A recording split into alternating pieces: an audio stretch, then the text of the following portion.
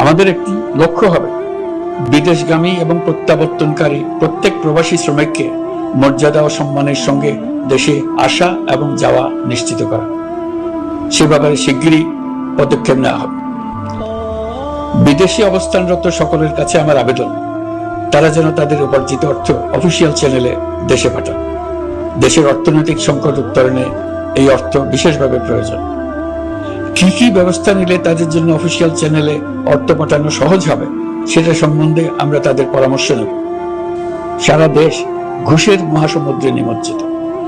কিভাবে ঘুষ থেকে আমরা মুক্ত হতে পারি তার জন্য আমাদের পরামর্শ দেন। শুধু এই কাজটা নিয়ে অগ্রসর হতে পারলেই আমি মনে করি দেশের জন্য এই সরকার একটা গুরুত্বপূর্ণ অবদান রেখে গেছে বলে স্মরণীয় হয়ে থাকবে। আমি কথা দিচ্ছি, এই ব্যাপারে আমি আমার সর্বশক্তি নিয়োজিত করব।